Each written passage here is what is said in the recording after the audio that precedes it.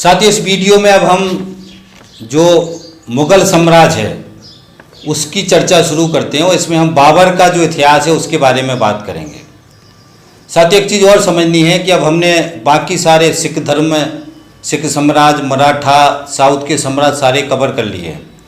अब हम यहाँ से मुग़लों से चालू करेंगे, मुग़लों से के साथ में हम फिर अंग्रेज़ों की राज व्यवस्था को लेंगे। बाकी सब चीज़ें हम कवर कर चुके हैं। साथ ही इस समय ये भी समझना है कि इस समय बहुत ही एक अराजकता का माहौल था। जब हमारे देश में बाबर आया था, मुग़ल साम्राज्य स्थापित हुआ था, उसके पहले लोधी वंश था। तो उस समय बाबर का जो आता है हमारे देश में और इब्राहिम लोधी से युद्ध करता है। युद्ध में इब्राहिम लोधी को हरा देता है और वहाँ से मुग़ल साम्राज्य की स्थापना करता है। तो ये एक समय था जिसको हमको ध्यान रखने की ज़रूरत है। अब हम थोड़ा इस साम्राज्य के बारे में चर्चा शुरू करते हैं। बाबर का 14 फरवरी 1483 में फरगना एक राज क्षेत्र था छोटा सा जो तुर्की में आता था, तुर्की राज व्यवस्था के अंदर आता था, फरगना, उसमें इसका जन्म हुआ था। और फरगना के शासक इसके पिता थे। इसके पिता का जो नाम था उसका नाम था उमर शेख मिर्ज़ा। और उमर शेख मिर्ज़ा ये तैमूर वंश के थे, वो तुर्किस्तानी थे ये, इसके जो पिता थे। और इसकी जो माता थी उसका नाम था कुतुबलिका खान। ये चंगेज खान, ये मंगोल थी। चंगेज खान जो थे, जो मंगोली शासक थे, उनके परिवार से या उनके उससे जुड़ी हुई थी। तो इसका पिता तैमूर वंश का से था और इसकी माता जो है वो मंगोल वंश थे। इन दोनों से जो ये पैदा हुआ, ये फिर यहाँ से मुग़ल वंश कहा गया। इसलिए इसको कहा जाता है कि ये लड़ाकू योद्धाओं का जो वंश है। इसके माता पिता दोनों योद्धाओं के वंश से मिला करके ये नया वंश पैदा हुआ। तो अपने आप को बहुत ही बड़े योद्धा, ताकतवर, ये बहुत ही उच्च कोटि के अपने आप को मानते थे जो बाबर था, जिस वंश में बाबर पैदा हुआ था। उसके बाद क्या हुआ कि इसके जो पिता के संबंध, जो उसके रिश्तेदार या बाकी जो आसपास के राजाओं थे उनसे ठीक संबंध नहीं थे, विवाद हो रहे थे, जिसकी वजह से 1494 में पिता की मृत्यु हो जाती है जब ये 12 साल का रहता है।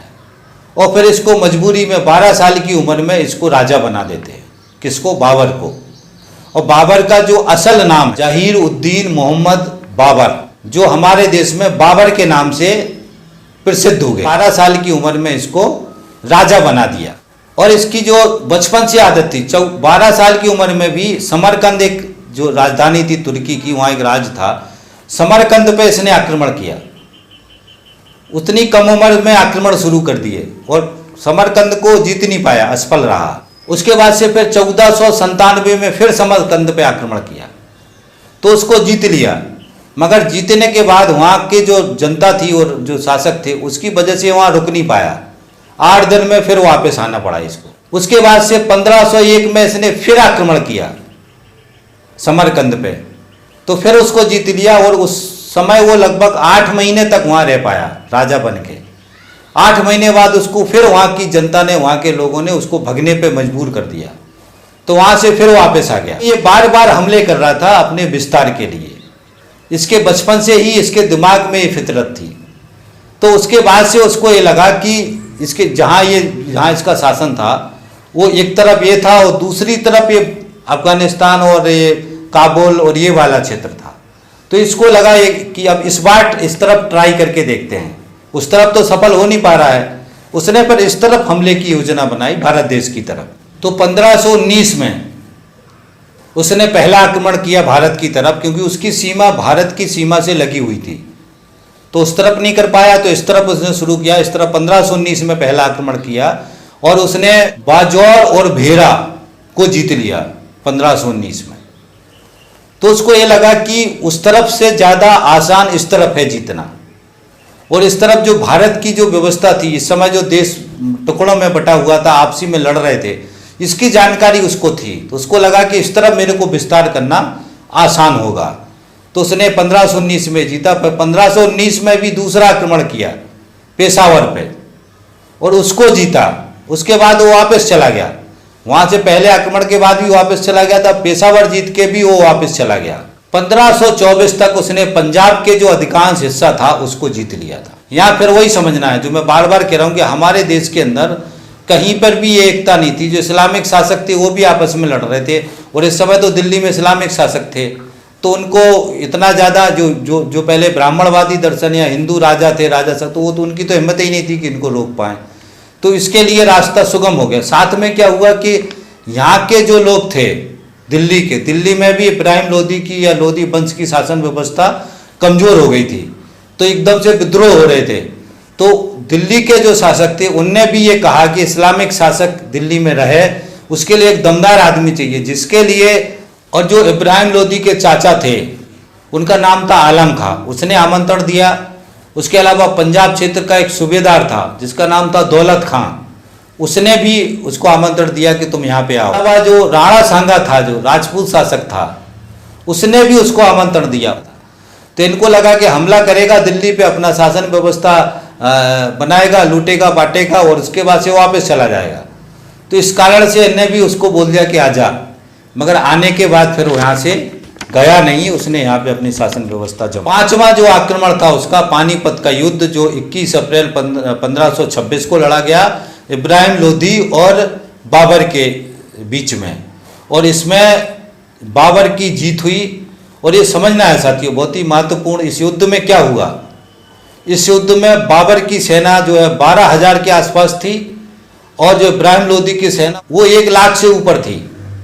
बहुत सारे हाथी थे, घोड़े थे, पैदल सेना थी, बड़ा जखीरा था इब्राहिम लोदी के पास, और उसके पास खाली 12,000 थे। तो 12,000 की सेना ने 1 लाख की सेना को पराजित करके इब्राहिम लोदी की उसी युद्ध के दौरान ही हत्या कर दी। तो वो कैसे हुआ, इसको समझना, ये तकनीकी है। इब्राहिम लोदी के पास सेना थी, घुड़सवारी थी, हाथी थे, मगर बाबर के पास तोपें थी, उसके पास बारूद थी, तोपें थी, बारूद थी, और बंदूकें थी जो बारूद से चलाई जाती थी, पहले ठासने वाली जो बंदूकें आती थी। तो उसके वजह से जैसे ही उसकी जो सेना पद्धति थी, उसकी सेना पद्धति का जो एक नया तरीके का जो नया आइडिया था, उज्जेबिकों का कबीला था, जिस कबीले से उसने ये लड़ने की जो पद्धति है उसको सीखा था। तो उसी पद्धति से उसने पहले खाई खोदी, बनाया, उसकी तैयारी की, और उसके बाद से उसने जैसे ही उसकी इब्राहिम की सेना आई, हाथी सबसे आगे आते थे, वो इसने जैसे ही यहाँ से तोपें चलाईं, तो तोपों से जो आवाज़ हुई बहुत तगड़ी, उससे हाथी अनकंट्रोल हो गए और हाथी वापस भागने लगे। इस तरीके से जो उसकी तोपों की और जो इसकी ताकत थी, जिसकी वजह से इब्राहिम लोदी हार गया और बाबर इस युद्ध में जीत गया। इब्राहिम लोदी युद्ध में मारा गया। यहाँ से फिर 1526 से बाबर का जो है दिल्ली पे कब्जा हो गया। दिल्ली पे कब्जा होने के बाद से उसको ये लगा अब यहाँ आने के बाद कि यहाँ अब मेरे को जीतना बड़ा आसान है, वो इस पूरे एरिया में राज व्यवस्था को फैलाना, मेरे साम्राज्य को फैलाना बहुत आसान है।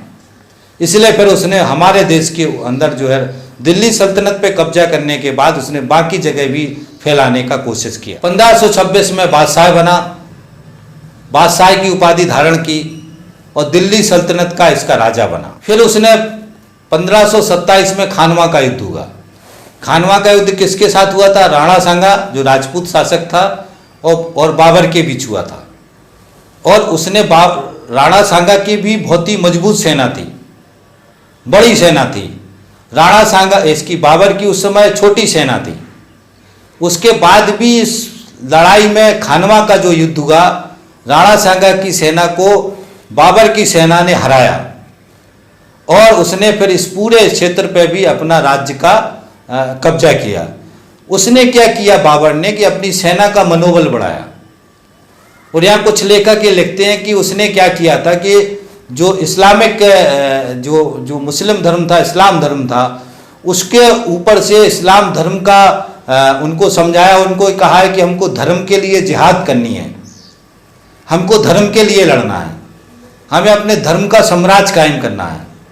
तो उसने में सारे उसके इस्लाम धर्म के लोग थे जो इनकी सेना में थे, उनको अंदर बहुत ही मेंटली रूप से, दिमागी रूप से तैयार किया इसलिए कहते हैं कि बाबर का जो युद्ध है उसमें जो बाकी लोग वो हिंदू और मुसलमान के युद्ध भी कहते हैं, इसलिए कि इसने तब की युद्ध जिहाद के नाम पे लोगों को मेंटली रूप से तैयार किया उसने सैनिकों को, मगर उसका लक्ष्य था अपना राज्य का विस्तार करना।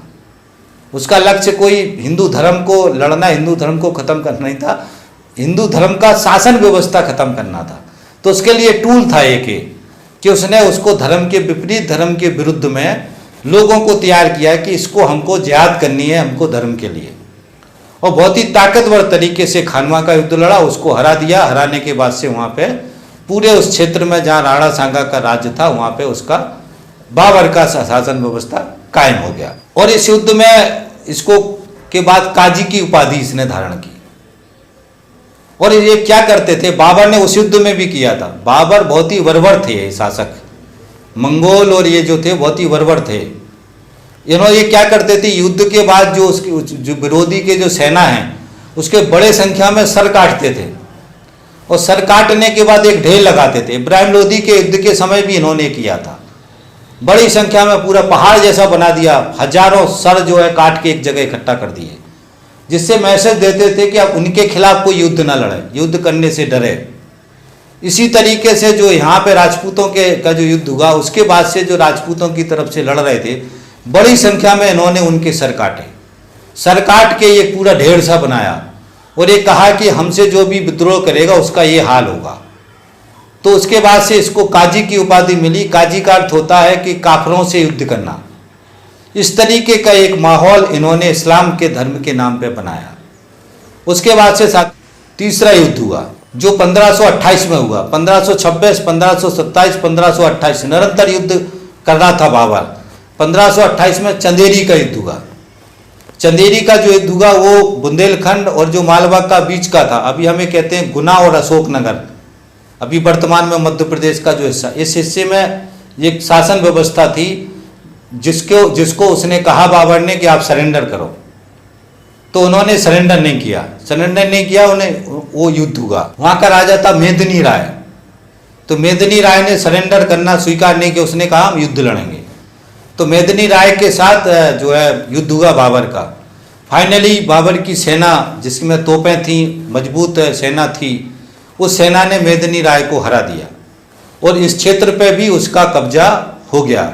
यहाँ ये बताते हैं कि जो मेदिनी राय था इसमें बड़ी तरीके से सामूहिक जौहर हुआ, क्योंकि जो मुस्लिम शासक थे उनको ये लगता था कि जो महिलाएं हैं उनके साथ बहुत ही बर्बरता करते हैं हम।